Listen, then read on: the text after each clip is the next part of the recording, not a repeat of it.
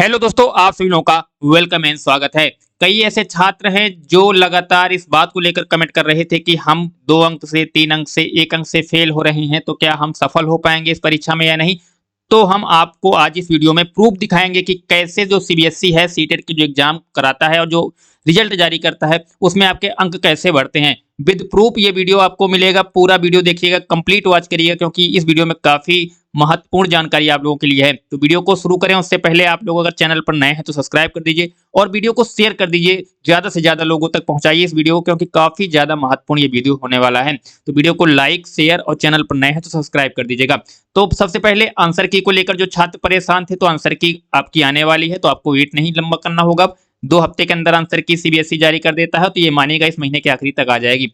लेकिन हर बार सीबीएसई के जो सीटेट का जो रिजल्ट आता है उसमें छात्रों के अंक बढ़ते हैं और कॉमन अंक, बोनस अंक दिए जाते हैं। इसका हम प्रूफ आपको दिखाएंगे कॉमन अंक कैसे दिए जाते हैं, क्योंकि आप लोगों ने आंसर की मिला ली होगी, कहीं ना कहीं से मिलाई होगी। और क्या होगा कि कोचिंग से मिलाई होगी, तो आपका विकल्प उन्होंने दूसरा बताया होगा, आपने तीसरा मार दिया है और फिर आपको लगता है कि मेरा तो गलत हो गया।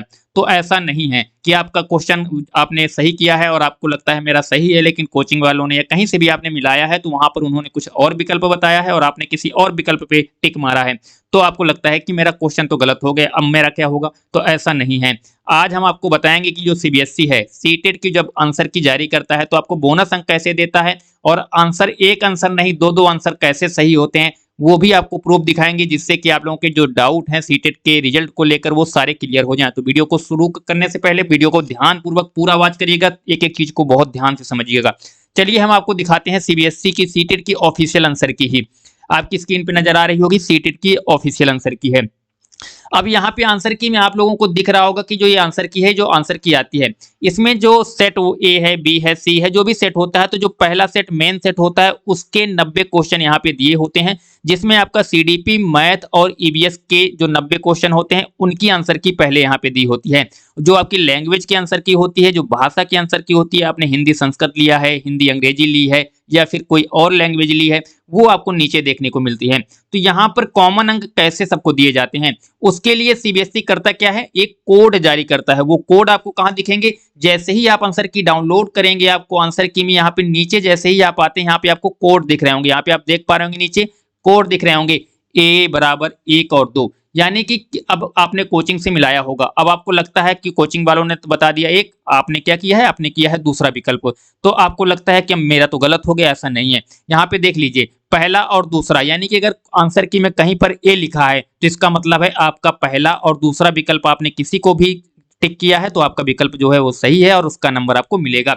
यहाँ पर जैसे अगर बी लिखा है किसी कोड में तो इसका मतलब होता है पहला और तीसरा। तो इसका मतलब ये हुआ अगर आपने पहला विकल्प किया है और कोचिंग वालों ने कहीं से मिलाया है तो वहां पे तीसरा बताया जा रहा है, तो आपको लगता है कि गलत है। तो गलत नहीं है, यहाँ पे दोनों को, बच्चों को, छात्रों को अंक मिलेंगे, यानी पहला जिसने लगाया है उसको भी और जिसने तीसरा लगाया है।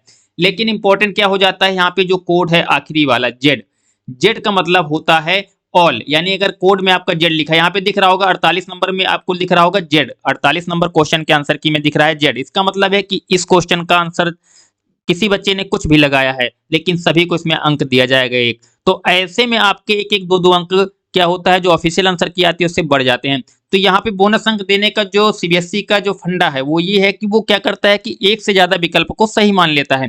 उस कंडीशन में पहला विकल्प किसी ने किया है या दूसरा किया है तो वहां पर उसको अंक देता है, किसी ने पहला और तीसरा किया है वहां पर अंक देता है, उसकी जगह पर वो क्या करता है, कोड लिख देता है। जैसे कि अब यहाँ पर ए, बी, सी और डी, ई, एफ कोड लिखे हैं, तो यहाँ पर देखिएगा आंसर की भी आपको दिख रहा होगा। जैसे अब यहाँ पे आप आ जाते हैं, पहले ही आंसर की में आते हैं, तो आपको यहाँ पे देखना होगा कि कहाँ पर ये कोड लिखा हुआ है। तो आप जैसे ही इस आंसर की को चेक करते हैं तो आपको दिख रहा होगा 35 नंबर क्वेश्चन पे भी जेड लिखा है, यानी इसका भी सभी को छात्र को अंक मिला होगा। और यहाँ पे हम आ जाते हैं 48 नंबर पर, यहाँ पर भी जेड लिखा है, इसका मतलब भी इस क्वेश्चन का सभी को अंक मिला होगा। अब यहाँ पे 90 नंबर पे जैसे ही क्वेश्चन पे आते हैं यहाँ पे लिखा है ए नंबर, यानी कि किसी बच्चे ने पहला विकल्प किया है या किसी ने दूसरा विकल्प किया है, तो दोनों बच्चों को क्या है, अंक दिए गए हैं। अब यहाँ पर ऐसे ही कई सारे कोड आपको दिख जाते हैं आंसर की में, तो ऐसे में आप लोगों के मन में ये सवाल रहता है कि क्या अब हमारा एक विकल्प तो गलत बताया जा रहा है, हमने कोई दूसरा मारा है। तो ऐसा नहीं है, अगर आपने वो विकल्प किया है तो सीबीएसई ऐसा नहीं है कि केवल एक ही विकल्प को सही मानता है। सीबीएसई भी जब सीटेट की आंसर की जारी करता है, जो रिजल्ट जारी करता है, उसमें भी दो दो विकल्प वो सही मानता है और कभी कभी वो सारे विकल्प को सही मान लेता है। उस कंडीशन में जिसमें डाउट होता है कि इस विकल्प में जेड लिखा है, इसका मतलब कि इस क्वेश्चन का आंसर जो है वो 1 से लेकर 4 कोई भी हो सकता है। तो सभी को अगर जब डाउटफुल क्वेश्चन होता है उसका बोनस अंक सभी छात्रों को दे दिया जाता है। लेकिन मैक्सिमम क्वेश्चनों में ये देखने को मिलता है कि 1 और 2 यानी दो विकल्प सही सीबीएसई जब मान लेता है तो वहां पे आपको सीधा लाभ मिलता है।